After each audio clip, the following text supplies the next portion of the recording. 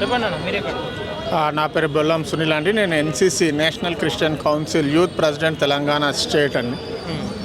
ఎట్లా చూస్తూ ఉన్నారు ప్రవీణ్ పగడాల మరణాన్ని? ఇదైతే నిజంగా ఉన్మాద చర్య. ఎవరైతే పిరికి పందేలు ఒకవేళ నిజంగా ఇది మర్డర్ అనుకుంటే మాత్రం ఇది పిరికి పందేలే. సత్యాన్ని ఎదుర్కోలేక మరి ఈ విధంగా చేశారని నమ్ముతున్నాము. ఎవరైనా కానీ సత్యాన్ని మాత్రం ఆపలేరు. మనుషుల్ని చంపగలరు కానీ సత్యాన్ని అయితే చంపలేరు. సత్యం ఎప్పటికైనా సత్యమే.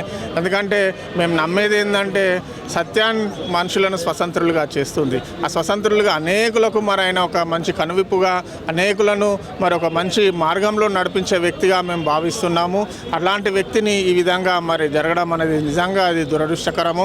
అంతేకాకుండా మీరు ప్రవీణ్ పగడాలను చంపారు. మరి ఇప్పుడు దాడి జరిగింది ప్రవీణ్ పగడాల మీద కాదు, దాడి జరిగింది యావత్ క్రైస్తవుల మీద అన్నట్టుగా మేము భావిస్తున్నాము. ఖచ్చితంగా మరి రెండు రాష్ట్రాల వారు ఏదైతే ఇది దర్యాప్తు చేస్తున్నారో దర్యాప్తు ముమ్మరం చేసి సమగ్ర దర్యాప్తు చేయాలి. అంతేకాకుండా మా డిమాండ్ ఏంటంటే దీన్ని సిబిఐకి అప్పచెప్పి మరి అనేకులకు అనేక విధాల డౌట్స్ ఉన్నాయి కాబట్టి ఆ డౌట్స్ అన్నింటినీ కూడా క్లియర్ చేయాలి అని మేము డిమాండ్ చేస్తూ ఉన్నాము. ఓకే, సరైన పద్ధతిలో దీన్ని విచారణ జరిపిస్తారని చెప్పి భావిస్తూ ఉన్నారా? మేమైతే ఇప్పటి వరకు కూడా ప్రభుత్వాలను గతంలో నమ్మాము, క్రైస్తవులము ఇప్పుడు కూడా నమ్ముతున్నాము. ఇంకా ఈ రెండు రాష్ట్రాల వారిని మేము అడుగుతున్నది ఏంటంటే, రిక్వెస్ట్ చేస్తున్నది ఏంటంటే దయచేసి మా మీద కనికరం చూపి, ఎందుకంటే అల్పసంఖ్యులుగా ఉన్నాం మేము. మరి మైనార్టీల మీద ఇలాంటి దాడులు జరగడం అనేది గతంలో కూడా చాలా జరిగాయి. అప్పుడు ఈ విధంగా మేము ప్రొటెస్ట్ చేశాము, ఇప్పుడు కూడా అదే విధంగా ప్రొటెస్ట్ చేస్తున్నాము. మా దగ్గర ఉన్న మంచి మనసు ఏంటంటే శత్రువులను సైతం ప్రేమించాలి అని మా యొక్క బైబిల్ చెప్తుంది. మరి దేవుడు కూడా లోకాన్ని ప్రేమించారు. తను చంపుతున్నప్పటికీ కూడా వారిని కూడా వీరు ఏం చేస్తున్నారో వీరు ఎరగరని మరి వాళ్ళని కూడా క్షమించారు. దేవుడు ఈ లోకాన్ని ప్రేమించాడు కాబట్టి లోకం కొరకు ప్రాణం పెట్టాడు. అదేవిధంగా క్రైస్తవులం మేము అందరం కూడా అదే నమ్ముతాము. మా రిక్వెస్ట్ ఏంటంటే ఇరు రాష్ట్రాల వారికి మంచి మరి సిబిఐకి కేసుని అప్పచెప్పి న్యాయం మరి మాకు జరగాల్సిందిగా మేము కోరుతా ఉన్నాము.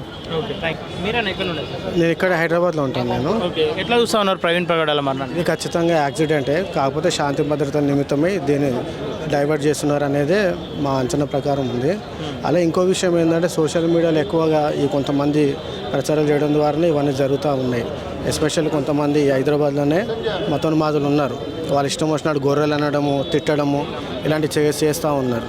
ఇది ప్రీ ప్లాన్గా చేశారు. కాకపోతే శాంతి భద్రత నిమిత్తమై ఆ ప్రభుత్వం ఈ ప్రభుత్వంలో అయితే ఇంతవరకు ఒక్కరు కూడా స్పందించలేదు. కనీసం ఎమ్మెల్యే కూడా ఎవ్వరు స్పందించలేదు.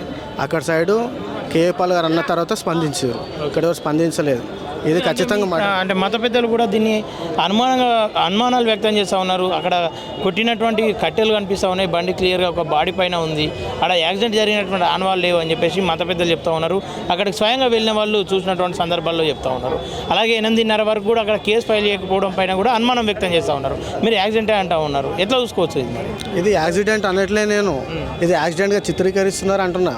ఇది హత్యనే, ఇది హత్యనే 100%.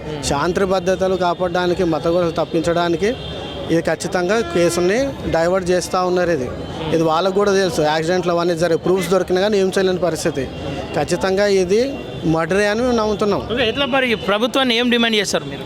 న్యాయం జరగాలి, క్రైస్తవులకు భద్రత కావాలి. మొదటగా క్రైస్తవుల మీద విష ప్రచారం చేస్తున్న ఈ యొక్క అమర ప్రసాద్ కానీ, కరుణాకర్ సుగుణ కానీ, లలిత్ కుమార్ కానీ, ఈ రాధా మనోహర్ దాస్ ఇలా పిచ్చి వ్యాఖ్యల వలన ఇవన్నీ యూత్ బాగా రెచ్చిపోయి చేస్తూ ఉన్నారు. సాయంత్రం కానీ హైదరాబాద్ ఈరోజు గంజాయికి నెంబర్ 1 అయింది, తాగడానికి నెంబర్ 1 అయింది, ఆడపిల్లలకు క్షేమం లేదు. ఇవన్నిటిని బట్టి చూస్తూ ఉంటే ఏమవుతుందంటే హైదరాబాద్ ఈ రోజున యూత్ని ఇలాంటి మతోన్మాదులు పాడు చేస్తున్నారు. వాళ్ళు రెచ్చిపోతూ ఉన్నారు. ఆ గంజాయి తాగడంలో ఏం చేస్తామో తెలియట్లేదు. అట్లాంటి పరిస్థితి. కానీ 100% ఇది మర్డర్ అయ్యేది. ఓకే అన్న, థ్యాంక్ యూ.